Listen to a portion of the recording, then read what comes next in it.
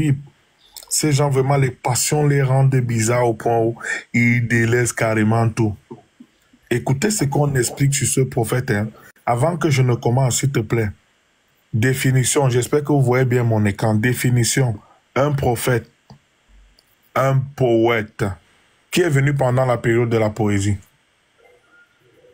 C'est Mohammed sallallahu alayhi wa sallam, non? Ouais. Déjà là, rien qu'un chrétien qui est normal, qui cherche la vérité, il voit ça directement, il comprend tout. Mais on va encore aller même plus loin. Attends, on va arriver là-bas. C'est pourquoi je voulais qu'on arrive doucement, n'est-ce pas? Une personne qui est là pour prouver la vérité divine. Regardez, monsieur architecte, écoutez bien. On dit c'est un prophète, un poète, n'est-ce pas? Définition, un prophète, un poète. Définition, un prophète, un poète. Une personne douée pour faire quoi? Exposer la vérité divine, n'est-ce pas? C'est ça. Maintenant, c'est même la partie là. Lis un peu la sourate 16, verset 44 que je t'ai donné. On dit bien, c'est une personne douée pour exposer la vérité divine, non? Lis un peu la sourate 16 et 44.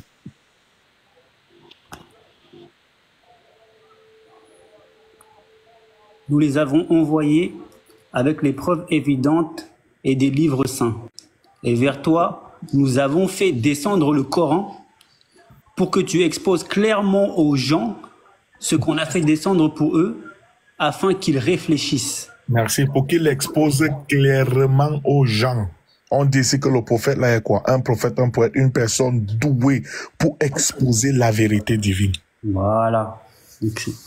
Regardez, vraiment, c'est incroyable. Quand je vois ces gens, ils entrent dans... La précision du Coran est vraiment... Regardez comment c'est clair. Quelqu'un qui est un vrai croyant, il voit ça, il continue à être chrétien. Non. Non. On dit bien quelqu'un qui est doué pour exposer la vérité divine. On a le verset dans le Coran. On a encore même l'indice ici, on dit quoi? Un poète. Donc voilà. Quel verset? Jean combien? Désolé, je répondais à un message. C'est Jean 1, verset 19 à 25. Mais quand tu es déjà au verset 20, tu peux trouver le prophète là-bas.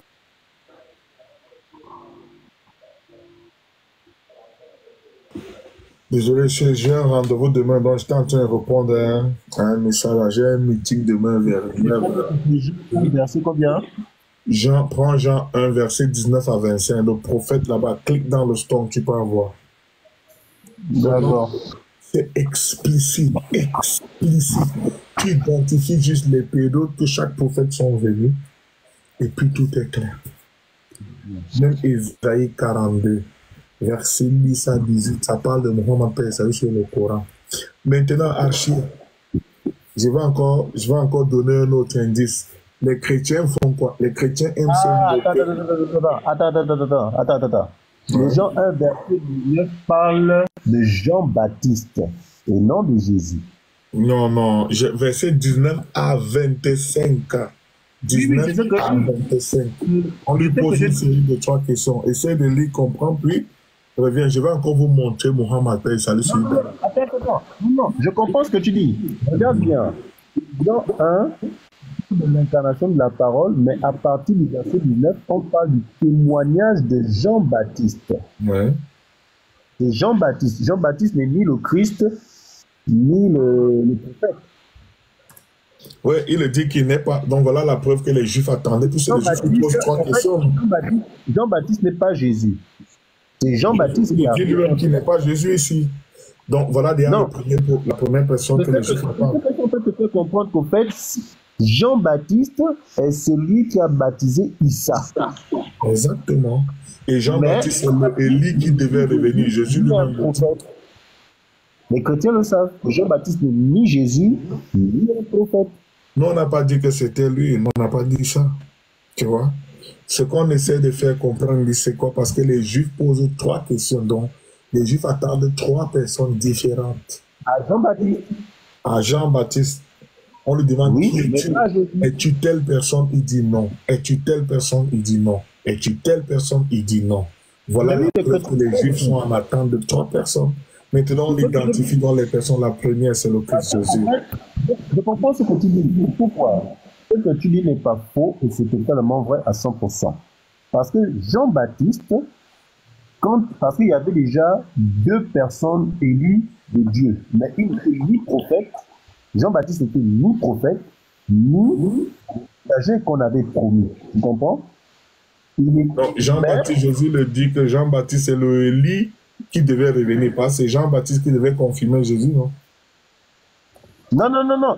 Ghost, qu'est-ce que vous êtes en train de dire là? Vous ne comprenez pas. On vous dit que Jean-Baptiste, à partir de Jean, chapitre 1, le verset 19, c'est le témoignage de Jean-Baptiste sur Jésus. Parce qu'on pose la question à Jean-Baptiste qui a baptisé Issa. Monsieur, où est le problème là? Voilà, c'est ça au fait. Parce que Jean-Baptiste, dans la chrétienté, il n'est ni Jésus, ni un prophète. Il n'a aucun pouvoir. On n'a pas dit qu'il était, on n'a pas dit qu'il était prophète, tu vois. S'il vous plaît, Félicien, calmez-vous, pardon. Calmez-vous, soyez modéré. Regarde, architecte, on n'a pas dit que Jean-Baptiste était cette personne-là, non, au contraire. On dit que les Juifs sont en train de questionner Jean-Baptiste sur 3 personnes qu'ils attendent, parce qu'il y a 3 questions ici claires. Donc maintenant, nous on est en train de chercher à identifier qui sont ces personnes, et non Jean-Baptiste. Tu vois un peu? Est-ce que tu as compris la partie là? Attends, oui, au fait, le problème, c'est qu'à cette époque-là, je t'explique maintenant l'histoire. À cette époque-là, les Juifs pensèrent que Jean-Baptiste était l'élu qu'on attendait. Justement parce qu'ils attendent quelqu'un. Oui, mais ils ont pris Jean-Baptiste comme cet élu-là. C'est pour ça qu'ils lui ont posé des questions. Jean-Baptiste n'est pas l'élu. C'est dans la chrétienté aussi. Justement, ben, est-ce qu'on a dit... Non, attention, Jésus dit. Jésus de sa propre bouche. C'est Jean-Baptiste. Pardon? C'est Jean-Baptiste qui a répondu les versets que tu as dit là. Justement, mais quand Jésus vient, donc Jésus dit de sa propre bouche que Jean-Baptiste a remplacé le Élie qui devait venir. C'est quoi? C'est Jean-Baptiste à quoi? A remplacé le Élie. Élie devait revenir, non? Les Juifs attendaient le retour d'Élie qui avait été emporté par le tourbillon. Non, non, le Jean-Baptiste, non. Les Juifs attendaient pas. Les Juifs attendent. Bon, je ne sais pas, hein, mais donne-moi ça sortir. Lis un peu, lis Jean 1, verset 19 à 21 même. Lis un peu toutes les questions que les Juifs posent. Oui, parce que c'est ce que je suis en train de te dire. Au niveau du verset 19 à 21, ça c'est le témoignage de Jean-Baptiste. Qui veut dire que c'est Jean-Baptiste. Il témoigne sur quoi? Il témoigne sur Jésus parce qu'on lui posa la question. Je dis, hein. Attends, regarde. Attends. Je ne suis pas en train de te mentir. Regarde. C'est là. J'active ma caméra. Tu peux même me mettre en grand, si tu veux.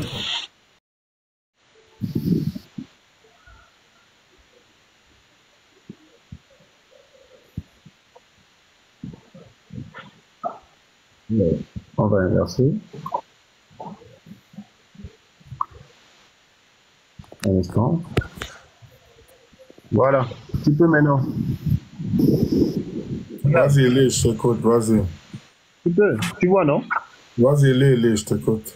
Alors, témoignage de Jean-Baptiste sur Jésus. Voici le témoignage sur les Juifs envoyèrent de Jérusalem des prêtres et des Lévites pour lui demander, toi, qui es-tu? Il déclara et sans restriction affirme, moi, je ne suis pas le Messie. Ils lui demandèrent, qui es-tu donc? Es-tu Élie? Et il dit, je ne suis pas. Es-tu le prophète? Et il dit, non. Tu vois?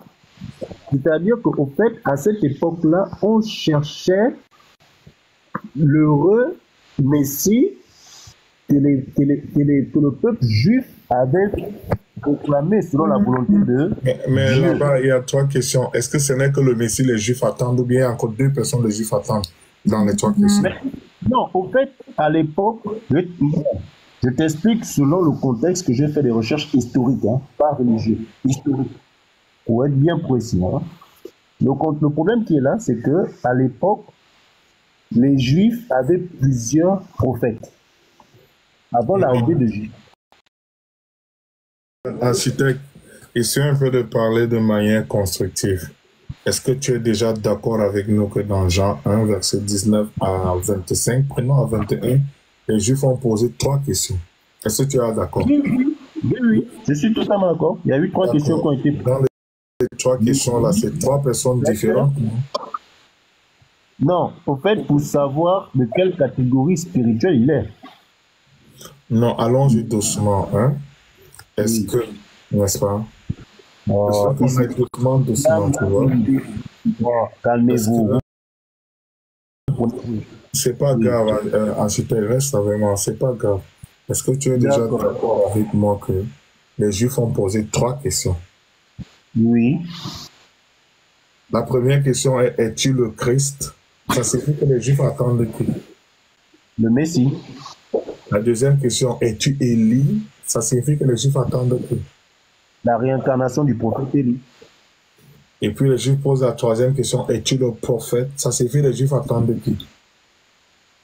Si ce n'est pas le Messie du peuple qui avait été annoncé. D'abord, il y a trois questions. Identifions les personnes. C'est ce que je suis en train de venir. Si ce n'est pas le Messie, si ce n'est pas Élie, alors c'est un autre prophète comme Élie qui doit venir. Voilà. Maintenant, on a identifié, il faut qu'on aille pas à pas pour que vous puissiez comprendre. On a identifié que les Juifs, sont dans l'attente de trois personnes. La première qui est le Christ, dont Jésus ils ont rejeté. Alaykoum salam. La deuxième, c'est Élie. Élie n'est pas revenu. Quand je t'ai dit ça, tu m'as dit non. Quand je t'ai dit ça, tu m'as dit non, je vais apporter la preuve. Jésus a dit de sa bouche que le Élie qui avait été emporté par le tourbillon qui devait revenir, c'est Jean-Baptiste. Est-ce que tu peux prendre ta Bible, Matthieu 11, verset 13 à 14? Tu vas voir ce que je dis là. Matthieu 11, verset 13 à 14. Tu vas voir, Jésus dit de sa bouche que Jean-Baptiste, c'est le Élie qui devait revenir. Matthieu 11, verset 13 à 14. Lis un peu, tu vas voir. Ça, c'est Matthieu. Je vous le dis en vérité, parmi ceux qui sont nés de femmes, il n'est venu personne de plus grand que Jean-Baptiste. Cependant, non, il a dit, je vous le dis en vérité, parmi ceux qui sont nés de femmes, il n'est venu personne de plus grand que Jean-Baptiste. De femmes. De femmes. Tu sais ce que ça veut dire? Non, franchement, tu es en train de lire quoi? Voilà, c'est ce que je voulais te faire comprendre. J'ai dit Matthieu chapitre 11, verset 13 à 14. Le plus petit dans le royaume des cieux est plus grand que lui. Point. Qu'est-ce que tu es en train de lire? Non, c'est Matthieu 11. Et on parle de Jean-Baptiste vu par Jésus. Attends. Ça, c'est Matthieu 11. Moi, je vais afficher ici, verset 13 à 14, c'est ça. Ah non. Tu as dit 13 à 14, non? Excuse-moi. Ouais, c'est ça, je t'ai dit 13 à 14.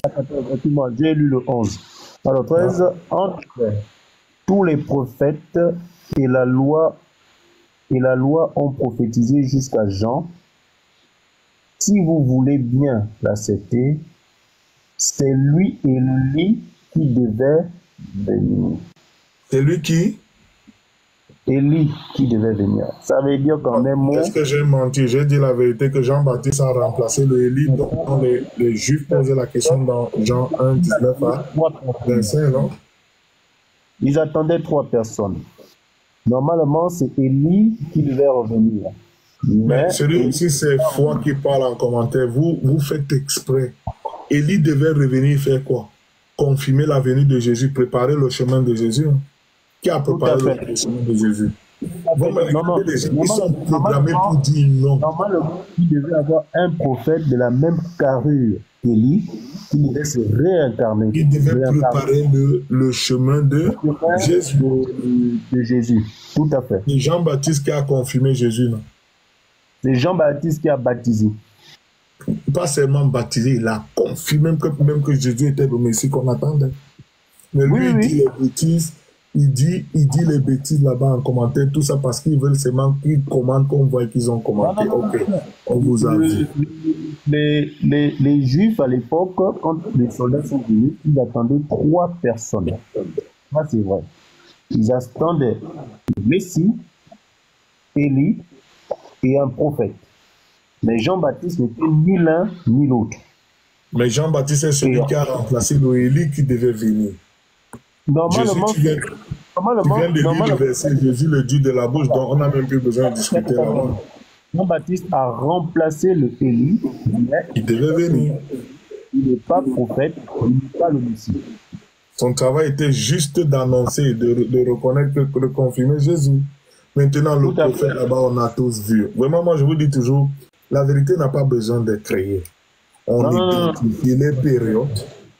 Moïse, il est venu pendant la période de la magie. Dieu lui a donné le pouvoir de la magie, qui était au-dessus de celle des autres. Le serpent, le bâton en serpent, la main de Jésus est venu pendant la période de la médecine. Et Jésus tient même les mêmes paroles dans Luc 5, verset 31. Il dit, ceux qui sont en santé n'ont pas besoin de médecin, mais ce sont ceux qui sont malades qui ont besoin de médecin. Jésus guérissait les morts, il guérissait les malades, il ressuscitait les morts. Et Mohammed est venu pendant la période de la poésie. On vient de montrer ici, là, le prophète là-bas. Il est venu pendant la période de la poésie. On dit qu'il est doué pour interpréter la vérité divine. On a déjà la sourate 16, verset 44, qui démontre comment Allah Azawajal donne la charge à Mohammed d'exposer la vérité divine. Tout est clair. Je ne vais pas que me limiter à ça, monsieur architecte. Est-ce que tu peux nous prendre, s'il te plaît, Daniel 7, verset 13 à 14? Attends, Daniel, c'est au niveau de verset 13 à 14. Daniel, c'est dans l'Ancien Testament. Non, c'est dans l'Ancien Testament. Daniel 7, verset 13 à 14. Le mirage, le voyage nocturne de Muhammad sallallahu alayhi wa sallam, c'est ça, il prophète. 13 à 14. 13 à 14. Daniel 7, verset 13 à 14. Lis un peu que tout le monde écoute. Pendant que je regardais dans mes visions nocturnes, attends, le chapitre parle de visions de 4 bêtes. Ouais. Le chapitre 7 de Daniel parle de visions de 4 bêtes. Alors, pendant que je regardais dans mes visions nocturnes, quelqu'un qui ressemblait à un fils de l'homme est venu avec les nuées du ciel. Il s'est avancé vers l'ancien des jours et on l'a fait approcher de lui. On lui a donné la domination, la gloire et le règne. Et tous les peuples et les hommes de toutes les langues l'ont servi. Sa domination est une domination éternelle qui ne cessera pas et son royaume ne sera jamais détruit. Ok. Là-bas, retourne un peu au verset 13. De Daniel? Ouais. Je veux que tu nous dises, Alhamdulillah, toi au moins tu ne crois pas que Jésus est Dieu, donc c'est plus facile à comprendre. Est-ce qu'il s'agit d'une descente dans Daniel 7, 13 ou bien une montée? Il s'agit de quoi? Hein? Lis le verset, tu nous dis si la personne qui vient vers l'ancien des jours est en train de monter ou bien il est en train de descendre sur terre. Bon, pendant que je regardais dans ma vision nocturne, quelqu'un qui ressemblait à un fils de l'homme est venu avec des nuées du ciel. Il est venu avec des nuées du ciel. Avec des nuées du ciel. Ouais. Ou bien avec les nuages, si tu veux, du ciel. Il descendait. Non, il montait. Tu sais pourquoi il montait? Hein? Pose, vas-y. lis un peu la suite, le même verset, la suite. On dit on l'a rapproché de l'ancien des jours. L'ancien des jours là-bas, c'est qui? C'est Dieu. Avancé vers l'ancien des jours. Il s'est avancé vers L'ancien des jours là-bas, c'est Dieu. on va faire approcher de lui. Non, arrêtons d'abord l'ancien des jours. On va identifier qui est l'ancien des jours. L'ancien des jours, c'est Dieu, n'est-ce pas? On peut dire Maintenant, est-ce que Dieu vit sur terre? le royaume. Jésus nous enseigne dans la prière, notre Père qui est aux cieux, que ton nom soit sanctifié, que ton règne vienne. Quand il est sur terre, il dit le règne de Dieu doit descendre, donc ça doit descendre du ciel pour la terre. Que ta volonté soit faite sur la terre comme au ciel, et que c'est la notre Père qui est aux cieux. Ça dit ça, Dieu- ça ne montre pas. Dieu, il est au ciel, nous sommes d'accord, non? Maintenant, le verset est devant toi, on dit que cet homme-là, semblable au Fils de l'homme, on l'a rapproché de l'ancien des jours. Nous sommes d'accord? L'autre frère là-bas dit que l'ancien des jours n'est pas Dieu. C'est qui l'ancien des jours alors? Pas des fous comme ça là. Qui te suit vivant? On l'a rapproché de l'ancien des jours. Nous sommes Non, d'accord? l'ancien des jours, C'est des fous. C'est des fous. Il dit que c'est pas Dieu un peu à Lyon, voici l'ancien des jours n'est pas Dieu. Lis, et puis on avance. Vas-y, donne seulement le gaz. Quand je dis stop, tu t'arrêtes. C'est des fous. C'est des fous ici. Lis seulement, Non, voici non, non, l'ancien des jours n'est pas Dieu. c'était le faut pas être faux. Il y a aussi quand même une logique dans ce que je dis. Vas-y seulement, lis, il va fermer sa bouche. Il dit que l'ancien des jours n'est pas Dieu. Non. Lis, on avance doucement, doucement. Vous allez un peu voir ce qui se passe. Puis il va nous dire qui est l'ancien des jours. Calme-toi. Pas de faux, faut pas le voir. Non, mais c'est des fous, il faut dire la vérité. Ces gens, c'est comme si ils sont bâches, tu sais. Donc, ok, moi, Daniel, j'ai eu l'esprit bleu, l'esprit profond de moi, et mon purifié. Je me suis approché de l'un de ceux qui se tenaient debout et lui a demandé de me relever la vérité à propos de tout cela. Écoutez, Il m'a- ton micro. Écoutez. Il m'a répondu en me faisant connaître l'explication. Ces quatre bêtes vivantes ce sont quatre rois qui surgiront de la terre. Cependant, les saints du Très-Haut recevront le royaume et ils posséderont éternellement d'éternité en éternité. Ensuite, j'ai désiré savoir la vérité si la quatrième bête et celle-ci était différente de toutes les autres. Extrêmement terrible, qui avait des dents en fer et des ongles en bronze. Il mangeait et j'ai aussi désiré savoir la vérité sur le sujet des 10 cornes qu'elle avait sur la tête, ainsi que le sujet de l'autre. On va arriver au verset 22. À partir du verset 22, on va rire. Il a dit l'ancien des jours, c'est pas Dieu, non? Vas-y, lis. Comme l'ancien des jours est venu faire justice. Arrange un peu ton micro. Lis bien qu'on comprenne. Parce que c'est comme si tu as bloqué ton micro avec quelque chose. Attends, chapitre verset 22. Jusqu'au moment où l'ancien des jours est venu faire justice au sein du Très-Haut.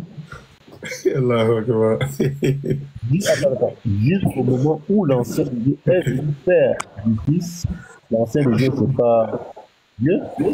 Attends. Le moment où les saints ont pris possession. Regarde, je vais lire. Si ne te dérange même pas là, je vais lire. Je vais afficher si tout le monde va voir. Hein? On dit bien, jusqu'au moment où l'ancien des jours vint donner droit aux saints du Très-Haut. Et le temps arriva où les saints furent en possession du royaume. Et voilà. Il me parlait ainsi, quand existait la terre, différents royaumes, blablabla. C'est incroyable. Le royaume,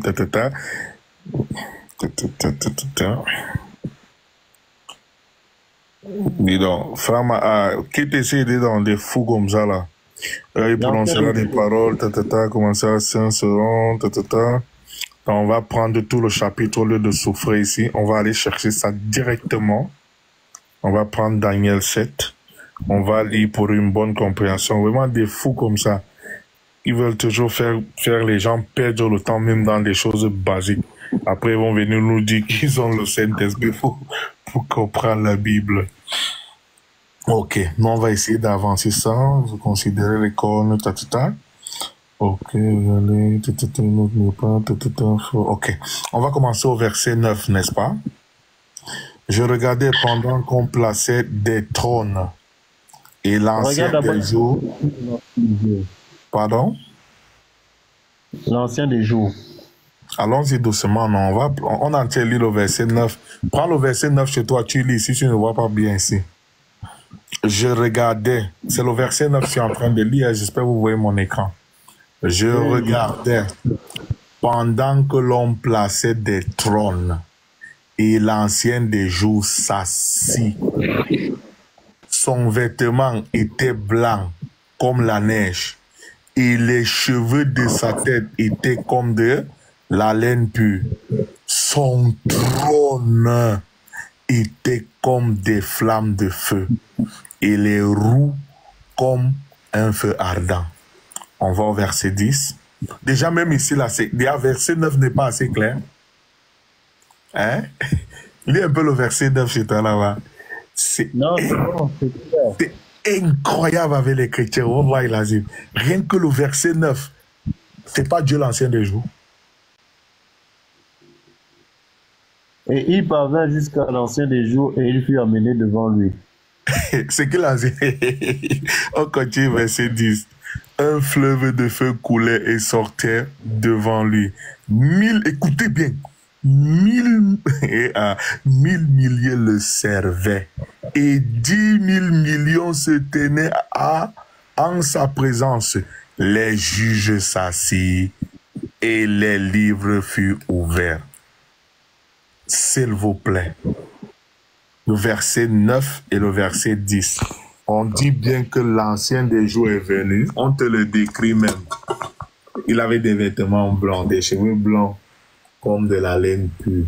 Il s'est assis sur son trône qui avait de feu. Les juges s'assirent et le jugement commence. Ce n'est pas Dieu l'ancien des jours. Il faut avoir un problème psychologique pour parler des bêtises que ces gens parlent. Je vais voir ça, je vais revoir un peu ça. C'est des fous. Celui-ci, attends, on va l'inviter ici qui vient nous expliquer les bêtises qu'il raconte. Attends, on va l'inviter ici. C'est des malades. Incroyable. La vérité est devant leurs yeux comme ça. Non, ce ne sont pas des fous, t'inquiète. Parce que moi, je n'ai pas qualifié tous les chrétiens, mais quand on a un fou devant nous, on dit on a un fou. On peut inviter. Viens nous prouver ici que l'ancien des jours, ce n'est pas Dieu. Tu sais pourquoi il ne veut pas accepter que c'est Dieu? Inviter qui? Tu sais pourquoi le monsieur, il ne veut pas Franck Martial, le cancre de Franck Martial, il y a un commentaire. Ouais, c'est un cancre, avec une réflexion retardée. Comment tu parles devant toi? Tu veux le verset 9, verset 10, et tu oses dire qu'il ne s'agit pas de Dieu. Tu vas même mettre comme ça, c'est un djinn. C'est un djinn qui a pris le téléphone et il se met à commenter pour embrouiller les gens. Monsieur Archier, je vais te relire le verset 9. Je regardais pendant que l'on plaçait. Non, j'ai compris. Dis-moi, il s'agit de qui là-bas? C'est pas Dieu. L'ancien des jours, c'est ce que dit. Je veux bien. Ben, tu peux les lire, ça te coûte quoi de lire ces deux versets là? Tu peux les lire. Les deux versets là, déjà, tu peux pas que c'est Dieu. C'est clair. Je regardais pendant que l'on plaçait des trônes. Et l'ancien des jours s'assit. Son vêtement était blanc comme la neige, et les cheveux de sa tête étaient comme la laine pure. Son trône était comme des flammes de feu, et les roues comme un feu ardent. Verset 10. Un fleuve de feu coulait et sortait devant lui. 1000, écoute bien celui qu'on sert. On est en train de servir à l'ancien des jours ici. 1000 milliers le servaient. Et 10 000 millions se tenaient en sa présence. Les juges s'assirent et les livres furent ouverts. On dit 1000 milliers le servaient et 10 000 millions étaient à côté de lui. Mais ils étaient à côté de qui? Si ce n'est pas Dieu là-bas, c'est qui? Tout ça parce qu'il ne veut pas qu'on identifie dans Daniel 7:13 que c'est une montée et non une descente. Parce qu'on a identifié que c'est le fait de quitter de la terre pour les cieux. Regardez le chaos qui vient derrière. C'est ce qui est écrit au niveau du livre d'Enoch. Hein? Non, mais on va arriver. Moi, mon problème d'abord, c'est qu'on identifie. Regardez, moi, je suis pédagogue. Moi, je ne saute pas seulement comme ça. Je prends le présent depuis son commencement. J'arrive jusqu'à la fin et puis on voit. C'est le mirage, le voyage nocturne de Muhammad sallallahu alayhi wa sallam. Parce qu'on identifie déjà comment se passe ce mouvement. C'est du ciel pour la terre ou bien de la terre pour le ciel. Lorsqu'on identifie, on avance. Vous allez voir quelque chose. Architecte, ici là, tu es d'accord avec moi qu'il s'agit d'un départ de la terre pour le ciel parce qu'on rapproche ce type semblable à un fils de l'homme à côté de l'ancien des jours. Tout à fait, tout à fait. Merci. Maintenant qu'on a compris que c'est un voyage, c'est un mouvement qui quitte de la terre pour le ciel et non du ciel pour la terre. Est-ce que tu peux nous lire le verset 14 pour qu'on élimine Enoch? Le verset 14 élimine Enoch. Tout est clair. Tu n'as même pas besoin de lire. Tout est clair. D'accord. Maintenant, le verset 14, on remet un pouvoir à ce type semblable à. Il vient faire quoi ici sur terre? Il vient appliquer le pouvoir qu'il a reçu au verset 14 sur terre. La question, on va donc poser. Le défi est lancé. De tous les prophètes qui ont existé dans la terre, lequel a fait ce genre de mouvement à part Muhammad sallallahu alayhi wa sallam? Lequel on dit qu'il a voyagé dans la sourate Al-Isra, la sourate 17, le verset 1er. Lequel a fait le mouvement quittant de la terre pour le ciel pour aller prendre les prières et revenir sur terre? C'est le mirage, le voyage nocturne sur Al-Burak qu'on parle là. Il faut juste être sage et identifier, faire voir aux chrétiens qu'il ne s'agit pas d'un départ du ciel pour la terre. Parce que s'il s'agit d'un départ du ciel pour la terre, ils vont te dire que c'est le retour de Jésus. On sait que Jésus n'est pas présentement sur terre. Jésus au deuxième, c'est la veille, il y a Jean-Baptiste. Voilà pourquoi c'est primordial d'identifier le type de mouvement qu'il se fait. Est-ce un mouvement du ciel pour la terre ou bien de la terre pour le ciel? Quand on demande que c'est de la terre pour le ciel, parce que ce type semblable au Fils de l'homme, on le rapproche de l'ancien des jours. L'ancien des jours, c'est Dieu. L'ancien des jours ne vit pas sur terre. Jésus nous dit notre terre qui est au ciel. Maintenant qu'on a vu que c'est le Père qui est au ciel, c'est Dieu, donc c'est un mouvement du sol pour les cieux. Posons-leur la question. Donnez-nous le nom d'un seul prophète qui a fait ça. À part Muhammad sallallahu alayhi wa sallam. Regardez comment Allah lui a donné des choses claires pour que quelqu'un qui cherche la vérité là, il ne rechigne pas. Donnez-nous le nom. Donnez-nous le nom d'un prophète de toute l'histoire. Si ce n'est Muhammad, c'est celui qui a eu ce mouvement unique qui était de quitter de la terre pour les cieux. Prendre quelque chose et revenir. Le verset 14 dit bien qu'on lui a remis le pouvoir, la domination, les prières, comme ça aujourd'hui 5 fois par jour. Tout est clair, clair, clair dans la Bible. Donc dans ces explications-là, frères et sœurs, la clé de ces explications se trouve dans le mouvement. Il faut pas bouger si on n'identifie pas le type de mouvement qui se fait. Soit c'est des cieux pour la terre ou de la terre pour des cieux. Il faut qu'ils nous disent. Une fois qu'ils ont dit, posez-les maintenant la question, quel est le prophète? Donnez-nous le prophète qui a fait ce genre de mouvement, qui allait prendre quelque chose et revenir. Donnez-nous. Tout simplement. Ok, il y a Actu Réaction qui attend toujours ses réponses, parce qu'il a encore une revanche à faire. Et ça? Actu Réaction, il t'attend depuis là. Il est ici là. Hein? Actu Réaction, c'est lui qui a côté de moi. Actu, c'est un musulman. Hein? Oui, il attend ses réponses. Ouais, j'ai donné ta réponse, je pense, non? Actu, c'est ça, non? Quelle réponse? J'ai donné la réponse à ta question, non?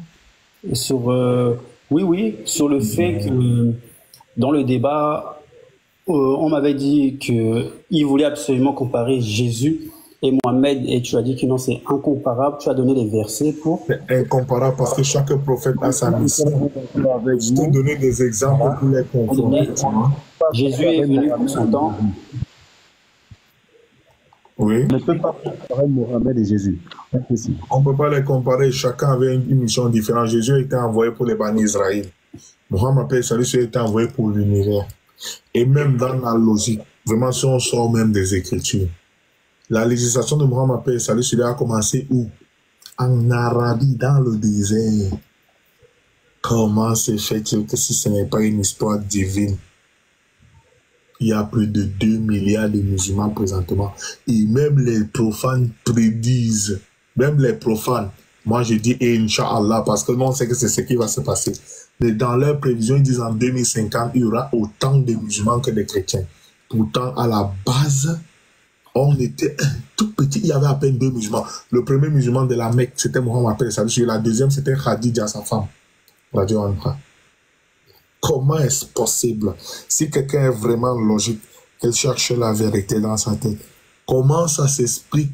Et quelque chose qui a commencé en Arabie Saoudite, dans le désert là-bas. Moi, c'est ce que je leur ai dit. 2 milliards de musulmans. Vraiment, même la raison raisonnable, on les bat. Regarde la réponse à la réponse qu'on m'a donnée. Donc moi, je suis dans le débat, je leur ai dit que non. Regardez comment un seul homme qui a reçu une révélation dans la grotte, qui ne sait ni lire ni écrire, a réussi à convertir, non seulement convertir, jusqu'à présent, annuler toutes les statues et toutes leurs divinités. En 23 ans, il a fait disparaître par la permission d'Allah le polythéisme. Tu sais ce qu'ils m'ont répondu? Avec audace, ils m'ont dit que ton prophète a fait un coup d'État. Mais attends, moi, je dis quelque chose comme ça, je l'emballe sur place. Donc, il a fait le coup d'État, ils étaient au nombre de combien? La bataille de Badr. La bataille de Badr, on n'était que 300. Je dis, pour faire un coup d'État, tu n'as pas besoin d'émigrer en Éthiopie pour revenir. Un coup d'État. Des malades mentaux. C'est des malades mentaux. Avec 2 personnes. Qui me donne la qualité de personne? Je lui ai dit aujourd'hui, je dis ça à la personne, je lui ai dit aujourd'hui, va en Inde. Tu casses toutes les divinités indiennes. Voilà. Et on voit si tu t'en sors. Et on voit ce qui va se passer. Eh, pas une belle, Nazaëla. Là-bas, en Inde, si tu manges seulement une vache, on te lapide. Imaginez alors casser toutes les divinités. Grave encore, Atu. Il faut leur poser la question, est-ce qu'il existe une seule journée sur cette terre où on n'amène pas quelqu'un dans le sang? Et ils m'ont posé la question, quel est le miracle de ton prophète? Je leur ai dit. Alors d'aujourd'hui, le plus grand miracle, c'est que... Attends, je vais montrer un miracle, même pas sur le prophète persécuté, rien que son grand-père qui était polythéiste, Abd al-Muttalib, rien que le polythéisme, parce qu'Allah dans la préscience, il a tout pour tout. Je vais montrer le miracle, Inch'Allah. C'est des malades mentaux, ces gens. Non. Bon, il faut dire la vérité, architecte. Moi, je dis la vérité. Quelqu'un qui... Moi, je ne dis pas tout le monde. Il y a des chrétiens qui savent changer. Hein. Moi, je ne dis pas tout le monde, n'est-ce pas? Regardez un peu. Oui, il y a des chrétiens. Il demande le miracle, non? On va montrer. Même rien que si son grand-père, Abd al-Muttalib, on va montrer. Les musulmans, faites attention à ces livres. Hein. On n'entre pas ici seul. Il faut entrer dans ces livres avec quelqu'un qui a étudié la sira. Parce que je vais vous montrer, il y a certaines erreurs ici. Bon, j'ai fait les vidéos dans mon compte principal. Ceux qui me suivent, vous avez vu. Bon, ça, c'est pour ceux qui ne me suivent pas. Mon compte principal, c'est le même nom que vous voyez ici, mais vous retirez le numéro 2. C'est ça mon compte principal. Avec la même photo de profil, mais le numéro 2 qui est à la fin sur mon nom, si là vous retirez juste ça, c'est ça mon compte principal, le même nom. On va vous montrer quelque chose. Hein. Les gens, ils bavardent seulement pour bavarder. Pardon? Pour l'étude, regardez un peu. Rien que le grand-père de Muhammad sallallahu alayhi wa sallam, hein, on va vous montrer, Inch'Allah, le miracle. Et il était polythéiste. Hein. J'espère que vous voyez mon écran ici. Je vais essayer de mieux me positionner. Abd al-Muttalib, qui était le grand-père de Muhammad sallallahu alayhi wa sallam. Si vous voyez tout ça, ce sont les corrections que j'ai fait ici, là. Il y a beaucoup d'erreurs dans le livre, mais bon, c'est pas grave. Abd al-Muttalib fut témoin de 2 événements importants au cours de sa vie, à savoir le rétablissement du puits de Zamzam et l'expédition dite l'éléphant. Écoutez un peu bien. Concernant le premier événement, Abd al-Muttalib reçut en rêve l'ordre de creuser dans un endroit précis le puits de Zamzam. lâché le puits de Zamzam après le torrent de la tribu de Jouroum. Ça avait disparu, on ne savait plus où c'était. Personne ne savait où c'était. En rêve, il a reçu. Ici, Allah lui a indiqué clairement, exactement, il devait creuser. Il a creusé, il a retrouvé le puits de Zamzam. Regarde ce qu'il y avait à l'intérieur. Il y trouva des objets que les membres de la tribu de Jouroum, les Jouroumites, avaient enterrés lors de leur départ forcé de la Mecque. Il y avait des épées, des armures, des gazelles en or. Avec les épées, il fit faire une porte pour la Kaaba, qu'il revêtit d'or en fondant les 2 gazelles, et il assigna l'eau de Zamzam pour désaltérer les pèlerins. Déjà ici, est-ce qu'il a découvert le puits de lui-même? Non. Il fallait qu'une entité lui dise exactement où il y avait ce puits qui était perdu, non? Exactement. Ok, c'était qui donc si c'est pas là? Je vais un peu soutenir ma soeur dans son live. D'accord, vas-y mon gars, vas-y, nous on est là. En tout cas, je vais vous dire, vous allez voir ici, le nectar cacheté parle juste du signe, mais moi je vais vous dire ce qui s'était passé ici.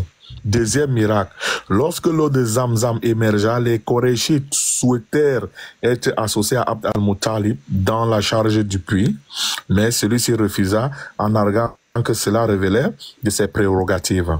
Il s'accordait alors pour consulter la divineresse des Bani Saad en chemin. Écoutez bien, Dieu leur fit voir des signes qui confirmaient le privilège d'Abd al-Muttalib, le grand-père de Mohammed sallallahu alayhi wa sallam. C'est alors que Abd al-Muttalib fit le vœu que si Dieu lui donnait 10 fils, il en sacrifierait un à la Kaaba. Ils ont seulement parlé partiellement ici, mais ils ne savent pas, ils n'ont pas dit ce qui s'était passé, non. Moi, je vais vous dire ce qui s'était passé. Voilà pourquoi c'est très important d'avoir le char, l'explication de ça. Écoutez, il y avait Naufal qui, lorsque Al-Muttalib, pas Abd al-Muttalib, Al-Muttalib, son oncle qui était allé le chercher à Médine chez sa maman Salma, dans la tribu de Yatrib, lorsqu'Al-Muttalib est mort, Naufal a arraché par force les doigts du grand-père de Mohammed sallallahu alayhi wa sallam, Abd al-Muttalib.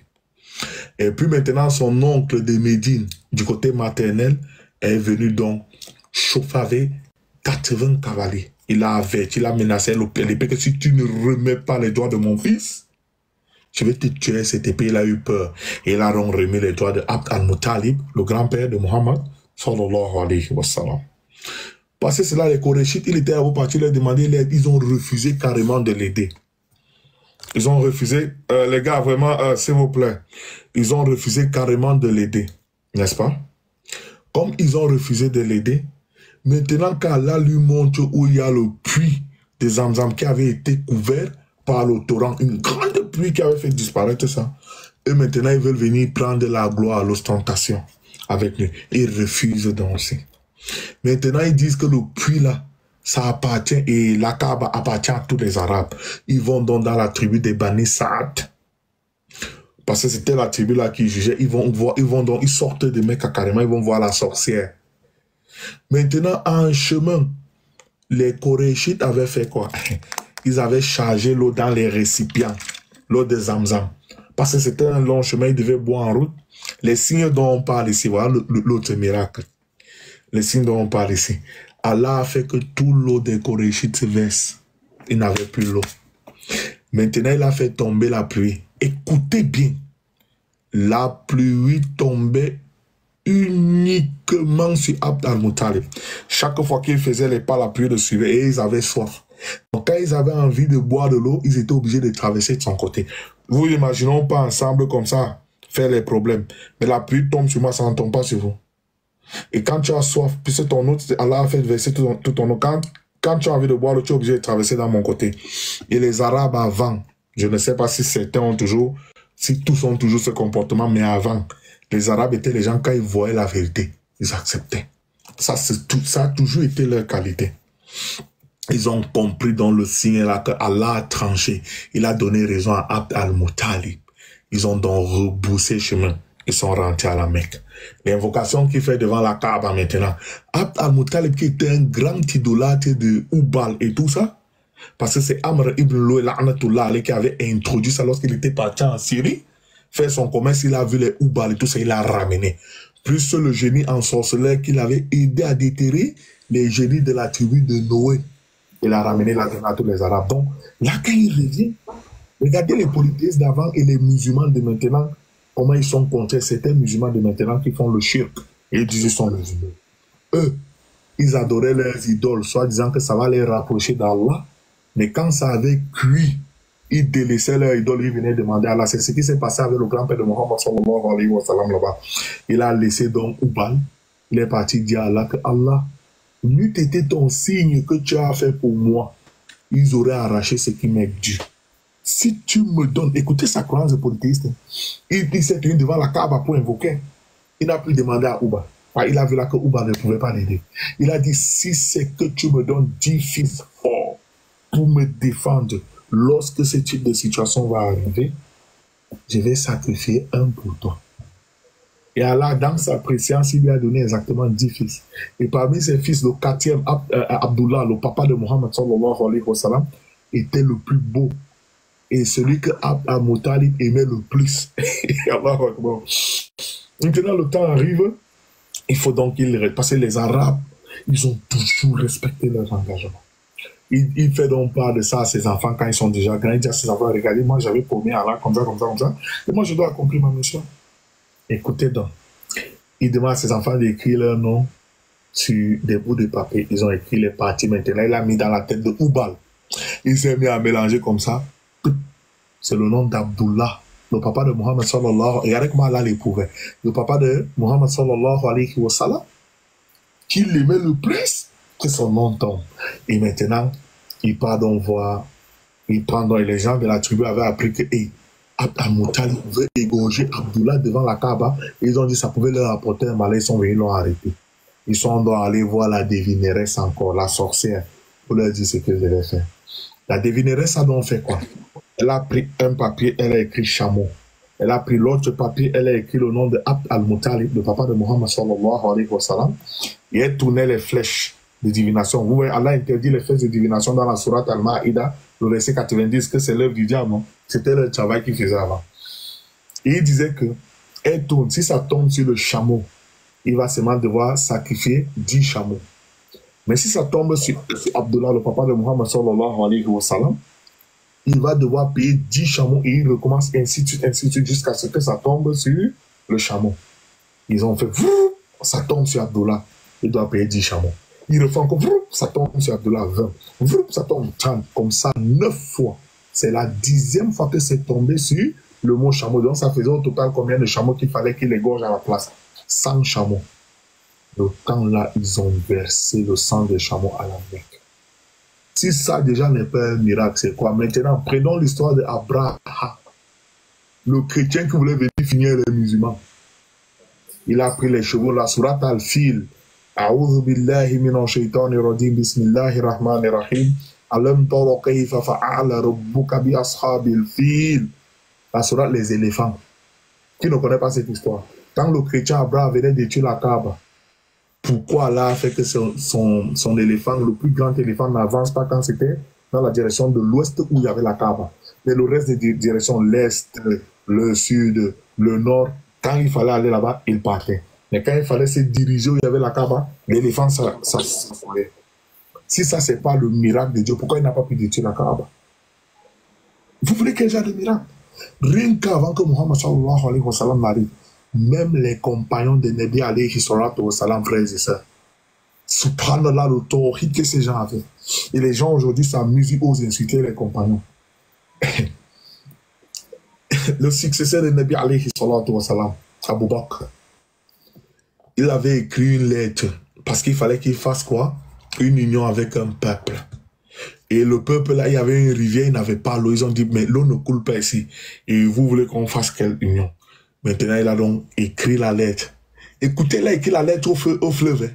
Il a dit que si tu sais que tu ne coules pas de toi-même, si tu sais que c'est Allah Azzawajal qui t'a créé, je t'ordonne de couler par Allah. Il a écrit, il est parti, il a dit, allez déposer ses mains dans le fleuve. ils ont parti, ils ont déposé, le feu va commencer à couler directement. Vous connaissez les miracles? Non, vous avez la chance que nous, il nous est interdit de comparer les prophètes en islam. Y a-t-il des miracles dans l'affaire de Nabi alayhi salatu wa salam quelque part plus que chez nous? Non. Il y a tellement de miracles. C'est juste que vous êtes des aveugles. Même le Coran en lui-même, n'est-ce pas un miracle? Allah vous a défié, non? Allah a dit que si vous êtes sûr, écrivez un seul paragraphe qui vaut le Coran. Dans quoi déjà? Regardez la notoriété du Coran. Allez comme salam, Selo. Qui ne connaît pas le Coran dans le monde entier? Levez-vous aussi, écrivez un livre, ils vont voir si c'est populaire comme le Coran. Levez-vous. Levez-vous, écrivez un livre. On voit si un livre sur cette terre qui est populaire que le Coran. Voilà encore le miracle d'Allah Azzawajal. Vous êtes juste des aveugles voyants. Vous savez quoi? 1445 ou 46 ans plus ou moins, Allahu Alam. Allah vous a lancé le défi. Trouvez une erreur dans le Coran. Partez nous prendre les traductions. Trouvez une erreur dans le Coran. Et nous on lit en arabe. Vous maîtrisez l'arabe? Venez.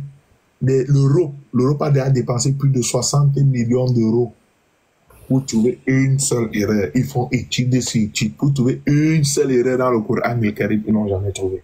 C'est des petits pendejos comme vous l'avez trouvé l'erreur dans le Coran. Harry, n'oublie pas. Un livre qui a 114 chapitres, un enfant même de 6 ans peut mémoriser dans sa tête. Mémoriser ça. Mais si c'est que vous n'êtes pas fou dans vos têtes là, si c'est que vous là, vous n'avez pas été maudit là, vrai, vous pouvez parler du Coran. Vous êtes des fous. Voilà pourquoi là, je vous appelle les ignorants. 1445 ans. Combien de savants? Pas n'importe quel savant, les grosses pointures se sont reconvertis à l'islam. Vous êtes plus savants que. Ou bien vous allez les traiter aussi de cancre. Allez comme salam Daouda. Vous allez aussi les traiter de cancre. Combien de savants? Dites-nous. Vous nous faites pitié. Les prophéties qu'il y a même dans le Coran. Les prophéties qu'il y a même dans le Coran. Mais bon, on va faire comment? En tout cas, frères et sœurs, n'entrez pas dans ceci seul. Je vais essayer de vous donner le char de ça, Inch'Allah. Parce que les savants ont mis en garde contre ce livre. Pas parce que c'est un faux livre, quoi, non, mais parce qu'ils ont tellement mis les erreurs là. Et il faut avoir quelqu'un qui a étudié ça pour pouvoir ressortir tout ce qu'il y a de sahih ici. C'est tellement riche en informations. Mais si tu n'as pas étudié les choubouats, regardez, je vais vous montrer seulement à l'introduction une seule erreur. Inch'Allah. Je vais vous la montrer. On est d'accord que Abd al-Muttalib, c'est le grand-père de Muhammad sallallahu alayhi wa sallam, non? Et Hashim, Shayba ibn Hashim, encore appelé Amr, c'est son arrière-grand-père. N'est-ce pas? On va vous montrer. Déjà, d'entrée de jeu, vous allez voir l'erreur. Vous allez comprendre pourquoi il ne faut pas entrer ici comme ça, non. Ok, ici. Voilà. Je l'ai trouvé, la page 74. Pour ceux qui ont le nectar cacheté, profitez, vous corrigez ça directement. Ouais, dans moi, tout mon nectar cacheté, il y a les traces parce qu'il faut corriger. On va vous détecter 2 erreurs ici. Les ascendants du prophète sallallahu alayhi wa sallam. Des ascendants du prophète sallallahu alayhi wa sallam sont appelés les Hashimites, donc les descendants de Hashim. Nom qui leur vient de Hashim ibn Abd Manaf, le fils d'Abd Manaf. Abd Manaf était le tout premier à donner l'eau aux pèlerins à la Mecque et nettoyer leurs pas. On dit bien quoi ici? Que Hashim est le grand-père du prophète sallallahu alayhi wa sallam, mais faux. C'est le grand-père du prophète sallallahu alayhi wa sallam, c'est Abd al-Muttalib. Et Hashim, c'est l'arrière-grand-père du prophète sallallahu alayhi wa sallam. Et Abd al-Manaf, c'est l'arrière-grand-père du prophète sallallahu alayhi wa sallam. Et ils disent ici que Hashim, c'est le grand-père du prophète sallallahu alayhi wa sallam. Si tu n'as pas étudié, tu vas aller raconter en tant que musulman, Hashim, c'est le grand-père du prophète, salut sur lui. Et les chrétiens vont se moquer de toi. Maintenant, autre chose ici. Ils disent quoi? Que Hashim est mort sur la bande de Gaza. Ce n'est pas vrai. Ce n'est pas le ijma ici là chez les savants. Certains savants disent qu'il est mort en Syrie. Et d'autres savants disent que non, il a traversé la Syrie et il est mort sur la bande de Gaza en Palestine. Ici là, on dit quoi? Allahu Musta'an. Mais ici, ils ont affirmé qu'il est mort où? À Gaza, sur la bande de Palestine. Non, ça, ce n'est pas une bonne information. Du tout, du tout. Donc maintenant, si toi, tu n'as pas étudié, vraiment, l'islam est trop doux. L'islam, c'est pas pour les enfants, c'est pas pour les paresseux, l'islam. Si tu n'as pas étudié ça maintenant, comment feras-tu pour avoir ces informations? C'est déjà bien d'avoir ces maintenant, rapprochez-vous des personnes qui ont étudié, que vous sachiez qu'est-ce qu'il en est de votre religion, frère et sœurs. Une tête pleine de sagesse est détestée par Shaitan comparé à une tête pleine de bêtises, comme ce qu'on voit tout le temps ici. Satan aime les cancres. Regardez la majorité des chrétiens qui viennent ici tous les jours, vous avez pitié de nous. Satan hait quelqu'un qui va étudier parce qu'il n'aura plus le monopole sur lui, il ne pourra plus le manipuler et tout. Il n'aime pas quelqu'un qui étudie. On voit un peu les choses, frères et sœurs, et juste, on va lire juste l'introduction de ce joyau. Et vous avez vu que c'est tellement riche, mais c'est un livre où il y a beaucoup de choubouat. Et vous savez, en islam, il y a des livres que tu ne peux pas toucher seul, quoi, tu vois.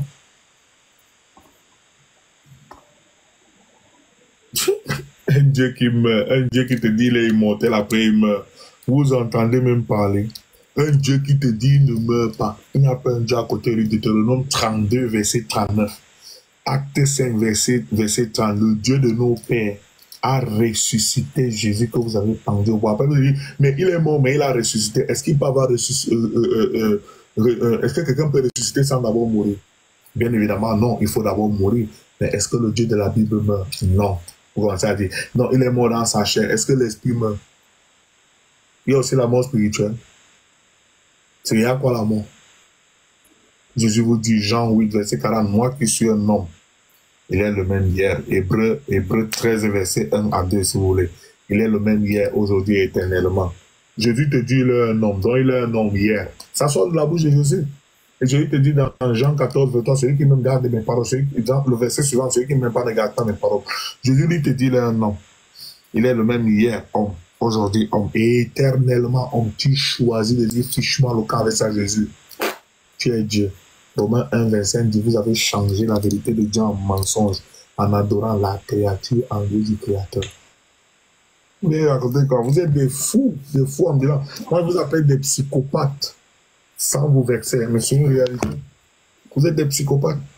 Vous pouvez passer votre bac plus 5 que vous avez.